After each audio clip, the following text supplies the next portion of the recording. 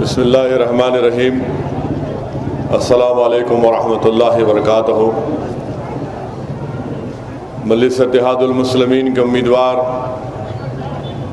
जनाब अहमद बलाला साहब, मजलिस इत्तेहादुल मुस्लिमीन के अरकान बल्दिया, सदर मोतमदीन, मुहिबान मजलिस इत्तेहादुल मुस्लिमीन, मेरे अज़ीज़ दोस्तों, बुज़ुर्गों, पसे पर्दा बैठ कर सुनने वाली मेरी इज़्ज़तदार और माँ और बहनों, अज़ीज़ान मिल्लत,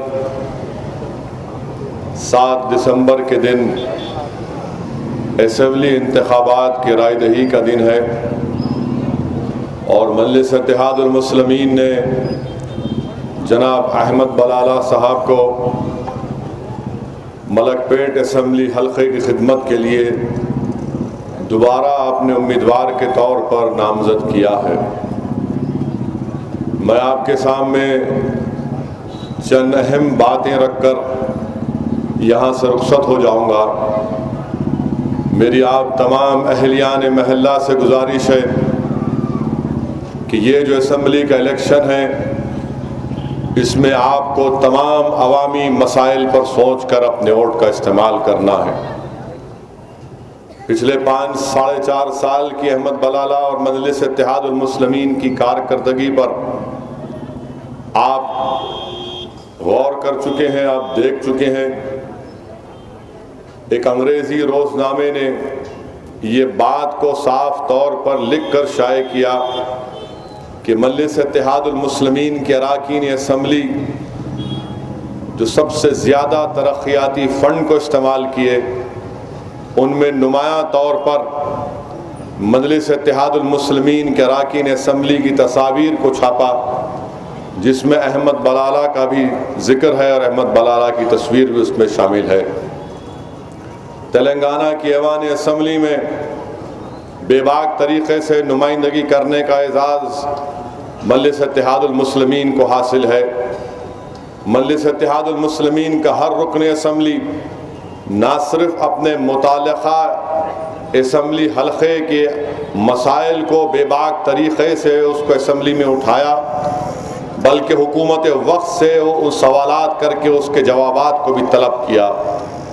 मेरे अज़ीज़ दोस्तों और बुज़ुर्गों, मजलिस इत्तेहादुल मुस्लिमीन की नुमाइंदगी पर तेलंगाना में 201 अक़लियतों के लिए रेजिडेंशियल स्कूल कायम किए गए, जिसमें अल्हम्दुलिल्लाह 50,000 मुसलमान बच्चे और बच्चियां तालीम हासिल कर रही हैं। इन रेजिडेंशियल स्कूल में एक बच्चे और बच्ची के ऊपर हुकूमत 1,20,000 रुपये का ख़र्चा उठा रही। हमको भी इस बात का एहसास है और इक़रार है। हर मुसलमान जानता है और चाहता भी है कि मैं अपने बच्चे और बच्ची को पढ़ाऊँ। जो चीज़ मुसलमानों को अपनी औलाद को तालीम के ज़ेवर से आरास्ता करने से रोकती है, वो है उनके पास वो माशी इस्तिताअत नहीं है। मजलिस ने हुकूमत से नुमाइंदगी करके इसका इंतज़ाम किया और आज आप देखते हैं कि इन रेजिडेंशियल स्कूल में पढ़ने वाले बच्चे और बच्चियां आने वाले 8-10 साल में इंशाअल्लाह ताला ना सिर्फ मुसलमान कम्युनिटी में, मुसलमानों के सफ़ों में, बल्कि पूरे तेलंगाना में इंशाअल्लाह ताला एक नया सियासी और समाजी इनकलाब लिखा जा चुका है। ये जो बच्चे तालीम याफ्ता होकर, ये जो बच्चियां तालीम याफ्ता होकर निकलेंगी, तो यकीनन उनके घरों से जहालत का खात्मा होगा, उनके घरों में एक नई रोशनी आएगी और यकीनन उनके घर में तालीम की वजह से बहुत सी तब्दीली आएंगी। ये काम मजलिस इत्तेहादुल मुस्लिमीन ने किया। मजलिस इत्तेहादुल मुस्लिमीन के मुखालिफीन का ये बोलना कि मैं महल्ले का हूँ और महल्ले के नाम पर मुझे वोट दो, मेरे भाई याद रखिए, ये इलेक्शन महल्ले के नाम पर नहीं, ये इलेक्शन आप किसी इनफरादियत के नाम पर वोट नहीं दे सकते। ये इलेक्शन में आपको आपकी जमात के नाम पर वोट देना पड़ेगा। अगर आप महल्ले की बात अगर मुखालिफ मजलिस कर रहे हैं, तो फिर यही महल्ले के गली कूचे गवाएं कि कायद मिल्लत बहादुर यार जंग की ये जमात है। अगर महल्ले की बात आई तो सबसे ज्यादा हक मजलिस इत्तेहादुल मुस्लिमीन को पहुंचता है। तो मैं अहलियान महल्ला से कह रहा हूं कि कायद मिल्लत भी इसी महल्ले के थे, इसी महल्ले से उन्होंने इस जमात को लेकर आगे बढ़े। यकीनन बेगम बाजार में उनकी हवेली रही, मगर अगर महल्ले की बात है तो फिर मजलिस इत्तेहादुल मुस्लिमीन को आपका वोट मिलना चाहिए, जमात को मिलना चाहिए, फर्द को नहीं मिलना चाहिए। अगर जो शख्स अपनी इनफरादियत के नाम पर वोट का मुतालबा कर रहा है तो याद रखिए वो गुरूर और तकब्बुर में डूब कर इस तरह की बात कर रहा है। जो शख्स अपनी इनफरादियत को सामने रखकर वोट का मुतालबा कर रहा है तो याद रखिए उसके पास ना कोई हौसला है, ना कोई अज़ाइम है, इसकी नीयत साफ नहीं है, बल्कि ये हमेशा आवाम को धोखा देती आए हैं। मेरे भाई, इसीलिए मैं अहलियान महल्ला से गुजारिश कर रहा हूँ कि मजलिस इत्तेहादुल मुस्लिमीन का साथ दीजिए, जमात को कामयाब करिए। अहमद बलाला या असदुद्दीन ओवैसी की शख्सियत को मत देखिए, अरे हम खाक हैं और खाक में मिल जाएंगे, मगर याद रखिए इंशाअल्लाह ताला ये जमात थी, है और रहेगी इंशाअल्लाह ताला। ये जमात सुबह क़यामत तक आबाद और शादाब रहेगी, दारुस्सलाम आबाद और शादाब रहेगा। वो जमात जिसने हमेशा बेबाकी से अवाम के मसाइल की तर्जुमानी की। मैं आज आपसे गुजारिश कर रहा हूँ कि मुत्तहदा तौर पर अपने वोट का इस्तेमाल करिए। ये तेलुगु देशम और कांग्रेस मजलिस पर इल्ज़ाम लगाती है कि मजलिस उनसे मिली भी है, मजलिस उनसे मिली, बीजेपी से सौदा कर लिए। अरे हम तुमसे पूछना चाह रहे हैं, जब गुजरात जल रहा था तो क्या चंद्राबाबू नायडू तुम्हारा लीडर अटल बिहारी वाजपेयी की और मोदी की ताईद नहीं कर रहा था? क्या 2014 में तेलुगु देशम ने नरेंद्र मोदी को वजीर आजम बनाने के नाम पर वोट हासिल नहीं किया? क्या आज मोदी अगर हिंदुस्तान का वजीर आजम है और इसके जिम्मेदार के तेलुगु देशम नहीं है? इखलाक, पीलू खान, रकबर, जुनैद, अलीमुद्दीन अंसारी, इन तमाम लोगों को मारा पीटा गया, खत्म कर दिया गया, तो क्या तेलुगु देशम ने आवाज उठाई? मजलिस पर उंगलियां उठाने वालों सुनो, जब सुप्रीम कोर्ट के जजमेंट के बाद ट्रिपल तलाक के ऊपर कानून लाया गया लोकसभा में, क्या रोल था चंद्राबाबू नायडू का और राहुल गांधी की पार्टी का? मैं खड़े होकर उस बिल की मुखालिफत कर रहा था और कांग्रेस और तेलुगु देशम मोदी की ताईद कर रहे थे। मैं पुकार पुकार कर कह रहा था कि ये बिल मुस्लिम औरतों के इंसाफ के नाम पर लाया गया, तो तुमने मोदी का साथ दिया, मेरी तरमीमात को तुमने मुस्तरद कर दिया। मेरे भाई, मजलिस इत्तेहादुल मुस्लिमीन सिर्फ अल्लाह की मोहताज थी और है और रहेगी। हम कांग्रेस और चंद्राबाबू नायडू या तेलुगु देशम के मोहताज कभी नहीं बनेंगे।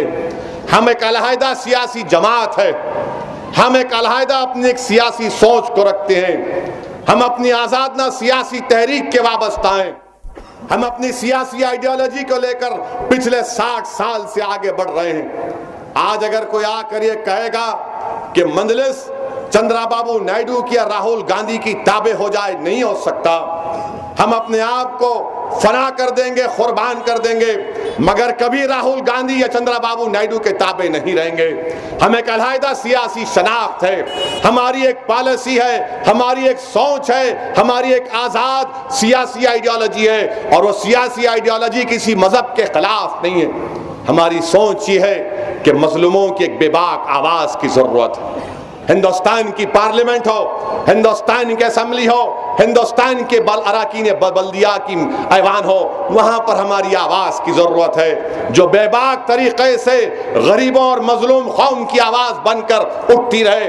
क्या हिंदुस्तान की जमहूरियत को ख़त्म कर दिया जाएगा कि मजलूमों की आवाज़ ना उठे, अक़लियतों की आवाज़ ना उठे? जो जमात अक़लियतों की और दलितों की तर्जुमानी और उनकी आवाज़ को उठाने की कोशिश कर रही है, आज कांग्रेस और तेलुगु देशम कहती है, बीजेपी भी इसमें मुत्तफ़िक़ है। अमित शाह हैदराबाद को आते हैं, तेलंगाना के मुख्तलिफ मुकामात को जाते हैं, कहते हैं कि मजलिस को ख़त्म कर दूंगा। कांग्रेस और तेलुगु देशम भी यही कहती है। चंद्राबाबू नायडू जो अपने ससुरे के वफादार साबित नहीं हुए, हमको आंख दिखा रहे हैं। चंद्राबाबू नायडू कह रहे हैं कि असदुद्दीन ओवैसी को बताना पड़ेगा कि क्या हमारे साथ है या दूसरों के साथ है। चंद्रबाबू नायडू तुम सुन लो, तुम हमेशा धोखा देते रहे। मैं अपनी सियासी जिंदगी का आगाज जब किया तो मैंने अपनी आंखों से देखा, दुनिया ने देखा कि तुमने एनटी रामाराव को धोखा दिया। मैं ऐवान असेंबली में रुकने असेंबली था, मैं तुम्हारे मुंह पर कहता था कि तुम्हारी वजह से गुजरात जल रहा है। मैं जानता हूं तुमको, और इंशाअल्लाह ताला हम जब तक जमात में जिंदा रहेंगे, हम ना नायडू से कॉम्प्रोमाइज करेंगे, ना राहुल गांधी से डरकर उनके ताबे हो जाएंगे। जमहूरियत मुझे इस बात की इजाजत देती है कि मैं अपने सियासी पैगाम को अवाम के सामने रखूं। सुन लो नायडू, मैं तुम्हारे ऑफर को ठुकराता हूं, पैर की जूती पर रखकर उसको ठुकराता हूं। मैं तुम्हारा मोहताज नहीं था, ना कभी रहूंगा। मैं अल्लाह का मोहताज था और अल्लाह का मोहताज रहूंगा। अल्लाह मेरे लिए काफी है। और आप आकर मंजलिस पर इल्जाम, अरे मंजलिस पर इल्जाम लगाने वालों कांग्रेसियों पापियों, सुनो, क्या तुम्हारे बाप राहुल गांधी के वालिद, क्या राजीव गांधी ने बाबरी मस्जिद के ताले नहीं खुलाए? ये मैं कह रहा हूं। सीपी जोशी, राजस्थान का कांग्रेस का एक बहुत बड़ा सीनियर लीडर, जाके देखिए, 3 दिन पहले कहा कि हमने ताले खुलाए और हम वहां पर मंदिर बनाएंगे। जोशी बोलता है।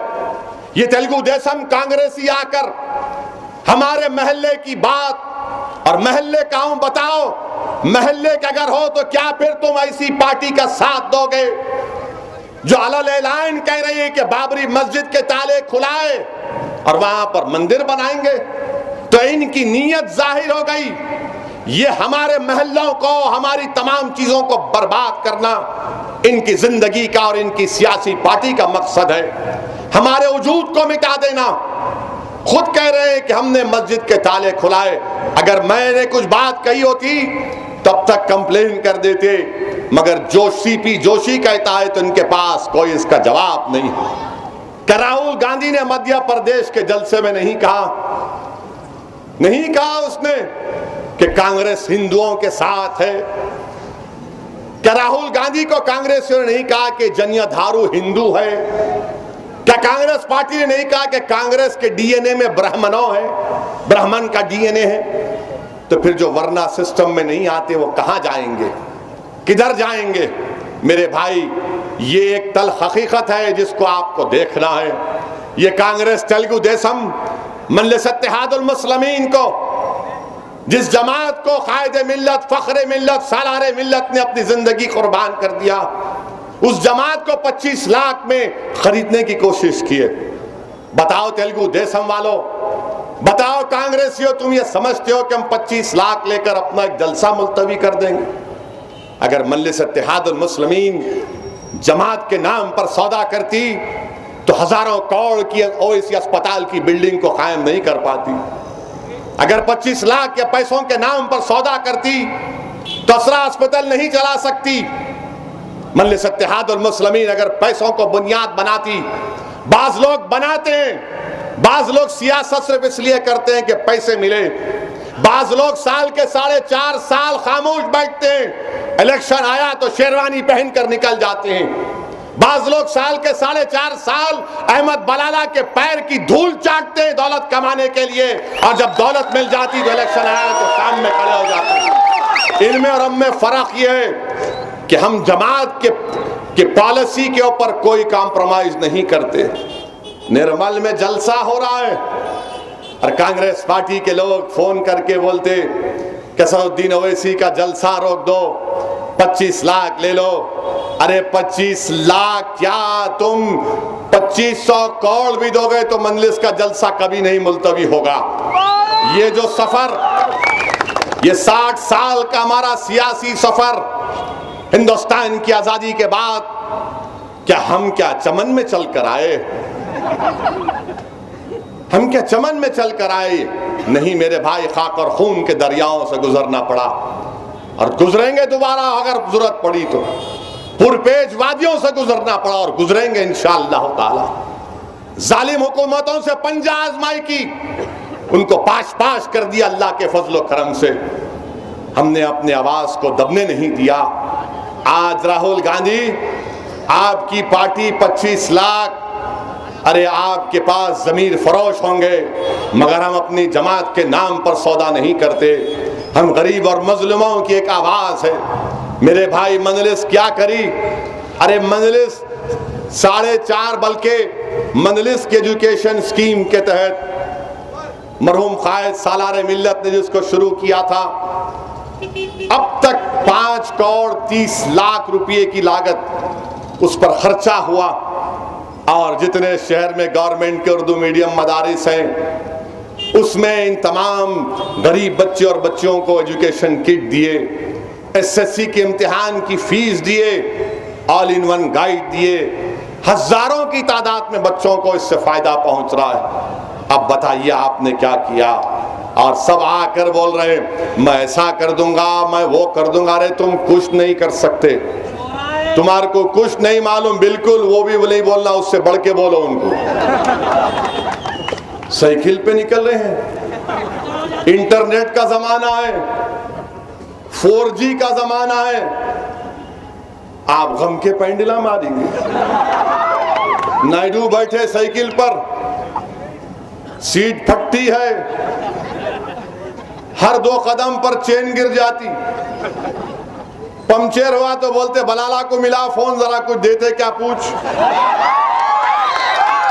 ये इनकी गलती है, इनको नहीं करना चाहिए था, इनको नहीं करना चाहिए था। और इंशाअल्लाह ताला अब ऐसा नहीं होगा, अब ऐसा नहीं होगा इंशाअल्लाह ताला। बहरहाल साइकिल चला रहे हैं, सीट पर नायडू बैठे हैं, स्टैंड पे बैचलर बैठा है।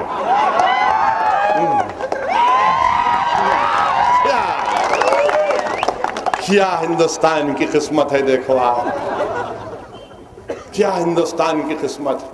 मैं आपको एक वाकया सुनाता हूं। मैं निजाम कॉलेज में बीए पढ़ रहा था। हम उस जमाने में ज्यादा क्रिकेट खेलते थे, जरा क्लासेस को कम जाते थे, डुम्मा मारते थे।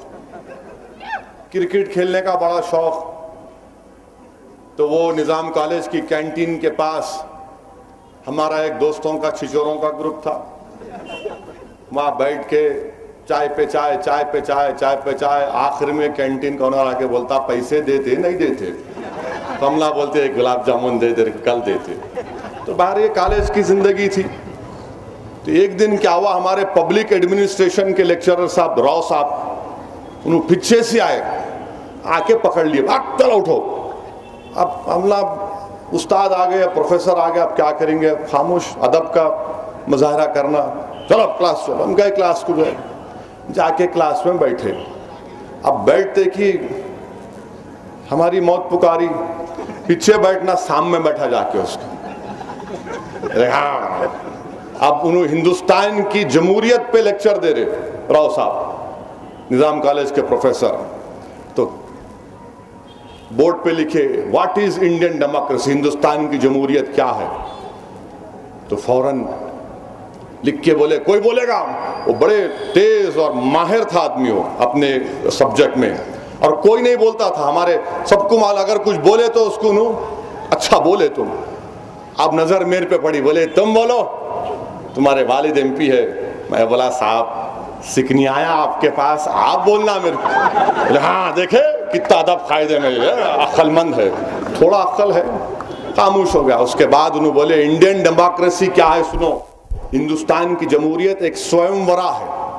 स्वयंवरा मालूम क्या होता? स्वयंवरा क्या है कि पहले एक 700-800 साल पहले जब बड़े बड़े महाराजाओं के बेटी की शादी होती, तो बड़े बड़े रजवाड़ों के नौजवान बच्चे आके एक लाइन में खड़े हो जाते और दुल्हन जिसको पसंद करती उसे गले में हार डाल देती। तो हमारे उस्ताद निजाम कॉलेज के राव साहब बोले हिंदुस्तान की जमहूरियत सुनो क्या है, कभी कभी वो गधे के गले में भी फूल का हार डाल देती। तो मैं भी चालाक था, मैं लंदन से पढ़ लिख के बैरिस्टर की डिग्री लेके आया। राव साहब कहाँ हैं देखेंगे जाकर। उनका घर सुल्तान बाजार के पास था, मालूम करके गया, बेचारे ज़ईफ हो गए थे। तो घर को गया, एक मिठाई का डब्बा था, फूल का हार गले में डाल के गया। बोला साहब मैं आया देखो। लपटा लिए, मुझे बहुत खुश हुए, बोले कि तुम याद रखे मेरे लेक्चर को। नहीं साहब, आज भी याद रखता हूँ। तो ये जमहूरियत है। कभी कभी क्या होता, पसंद नहीं आता दाल गले में इसके गधे के।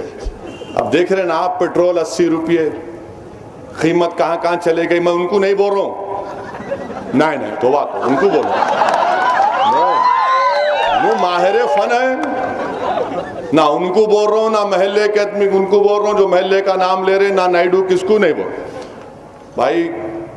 एक एक माहिर फन है। पेट्रोल आसमान पे है, आंध्र प्रदेश कुछ नहीं हो रहा, मगर नायडू पूरे मुल्क को बचाने निकले। तो मेरे भाई, जमहूरियत को अगर सही बचाना है तो याद रखिए, जिन लोगों का काम करने का रिकॉर्ड है उसको देखकर आप अपने वोट का इस्तेमाल करिए। मंजलिस आपकी पार्टी है, मंजलिस आपकी जमात है, मंजलिस आपकी बेबाक आवाज है, मंजलिस आपके बुजुर्गों की तर्जुमानी करने वाली जमात है। तो महल्ले से ऊपर उठकर ये असबियत के मजारे मत करिए। और याद रखिए, इस जमात ने तमाम मसलक फिरके के लोगों को जमा करके गुलदस्ते के तौर पर पेश किया है दुनिया के सामने। और सारी हिंदुस्तान में हर जगह पर मुझे जाने का मौका मिलता तो लोग रश करते, हसद करते, बोले कि आप ये कैसा ये काम मंजलिस ने किया। हम उनसे एक ही कहते कि हमारे बुजुर्गों की दुआएं हैं, ये हमारे बुजुर्गों ने हमको रास्ता बताया, इनकी जिंदगी हमारे लिए मशाले राह है, इसीलिए हम तमाम मसलक और फिरके के लोगों को जमा करते हैं। मैं आज यहाँ जलसे आम से उस बात को दोहरा रहा हूँ कि फिरक़े महदविया के जो जिम्मेदारों से, मुर्शिदीन से हमारी मुलाकात हुई, मैंने उनसे वादा किया, जो मेरी गुफ्तगू उनसे हुई उसमें कोई दुनिया की बात नहीं थी, उसमें सिर्फ अलग बात थी। और इंशाअल्लाह ताला मैंने जो उनसे वादा किया, 11 दिसंबर के बाद जब नई हुकूमत बनेगी, बलाला एमएलए बनेंगे इंशाअल्लाह ताला, चंद्रशेखर राव चीफ मिनिस्टर बनेगा इंशाअल्लाह ताला, चंद्रबाबू नायडू गम के पैंडला मारते हुए विजयवाड़ा वहीं पर पड़े रहेगा, राहुल गांधी दिल्ली में बैठ के यूं करते रहेंगे। और यहाँ पर इंशाअल्लाह ताला मंजलिस, जो मैं आपसे वादे किया उन वादों को पूरा करेंगे, पूरी कोशिश करेंगे इखलास के साथ कि हम उन वादों को पूरा करें। मैं आपसे एक ही बात कह रहा हूँ कि हमारे इत्तेहाद को मजबूत रखिए, इत्तेहाद को कामयाब करिए, जमात को कामयाब करिए, इनफरादियत को मत कामयाब करिए। ये जो लोग अहमद बलाला के ऊपर शख्सी हमले कर रहे हैं, प्यारे बंद करो, बंद करो। तुम जो घर में रहते वो कांच का नहीं बल्कि वो शेंडलियर के कांच होती ना उसका बना हुआ है, खाली ऐसा हिलाया तो बहुत से चीज़ा तो रहने दो। पासपोर्ट बनाना भूल गए क्या? मेरे अजीज दोस्तों और बुजुर्गों, हर तकरीर में, हर जगह पर बलाला ये, बलाला वो, बलाला ऐसा कर लिया, बलाला ये। अरे भाई आप भी करो ना, कौन रोक रहा आपको? नहीं वैसा करे वो करे, कुछ होता हुआ था कुछ भी नहीं। इंशाअल्लाह ताला मंजलिस कामयाब होगी। इनको गम इस बात का है कि मलकपेट में एक भी फसाद नहीं हुआ, चंचलगुड़ा में किसी किस्म से कोई कंट्रोवर्सी नहीं हुई। इनको इस बात का गम है, इनको इस बात का गम सता रहा है कि हैदराबाद और तेलंगाना में अमन रहा। मेरे भाई, इस अमन को और मजबूत करना है। दूरियां हैं, इख्तलाफात हैं, उसको कैसे कम कर सकते? ये जो ताकतें मंजलिस के खिलाफ आ रही हैं, ये दूरियों को बढ़ाना चाहते हैं, मंजलिस दूरियों को कम करना चाहती है। ये इख्तलाफात को उस रास्ते पर लेकर जाना चाहते हैं जहां से वापसी नामुमकिन हो जाए। मंजलिस ये कह रही है कि हम उस रास्ते पर नहीं जाएंगे, हम अपने इख्तलाफात हैं तो बैठकर बात करेंगे। और मंजलिस आपसे अर्ज कर रही है, मंजलिस पुकार कर कह रही है कि ये जो गुलदस्ता है, इस गुलदस्ते को मजबूत रखिए। अगर आप कोई काम है तो यकीनन मैं आपसे वादा कर रहा हूं कि इंशाअल्लाह ताला हर गली कूचों में आकर जो काम नहीं हुए इन कामों को पूरा करूंगा। मजलिस इत्तेहादुल मुस्लिमीन का साथ दीजिए। 7 दिसंबर के दिन निकल कर अपने वोट का इस्तेमाल करिए। याद रखिए, यहां इस असेंबली हल्के से मुकाबला बीजेपी से है। वोटर लिस्ट देख लो आप, बीजेपी से मुकाबला। ये लोग जो आकर ये जो तमाशा कर रहे, ये जो बंदर का नाच कर रहे डुगडुगी बजाकर, ये चाहते हैं कि हमारी तवज्जो बीजेपी से हट जाए और बीजेपी के लिए रास्ता साफ हो जाए। मैं बड़ी जिम्मेदारी के साथ आपसे अर्ज कर रहा हूं, मुकाबला बीजेपी से है। बल्कि शहर हैदराबाद में अगर सबसे ज्यादा आरएसएस किसी असेंबली हल्के में काम कर रही है अंबरपेट के बाद, तो हल्के असेंबली मलकपेट में काम कर रही है। खामोशी से एक एक जगह पर जाकर काम कर रहे हैं। और मुझे पूरा यकीन है कि मलकपेट असेंबली हल्के के तमाम मसलक, फिरके और मजहब के लोग मजलिस इत्तेहादुल मुस्लिमीन को कामयाब करेंगे। मुझे पूरा यकीन अल्लाह की जात पर कि अल्लाह इंशाअल्लाह ताला मजलिस इत्तेहादुल मुस्लिमीन को कामयाब करेगा। ये आरएसएस की सोच, इसके खिलाफ हम हैं। आरएसएस को कामयाब होने नहीं दे सकते, बीजेपी को कामयाब होने नहीं दे सकते। ये जो संघ परिवार है, ये जो कट्टरपंथी का जहनियत है, वो यही नहीं बर्दाश्त कर सकते कि कैसे मलकपेट से मजलिस का उम्मीदवार कामयाब हो गया। इनको हजम नहीं हो रहा। मगर मेरे भाई, जमहूरियत में हमको अपने नुमाइंदों की जरूरत है। कैसे नुमाइंदे जो सिर्फ मोहल्ले की बात नहीं, बल्कि मोहल्ले, गली कूचे, असेंबली हल्के तेलंगाना की बात कर सके, जो बेबाक तरीके से आवाज को उठा सके। अरे हमारी जबानों पर चंद्राबाबू नायडू का ताला या राहुल गांधी का ताला नहीं है। हमारी जबानें आजाद हैं, और आजाद इसलिए है कि हम अपने मसाइल को उठाएंगे बेबाक तरीके से।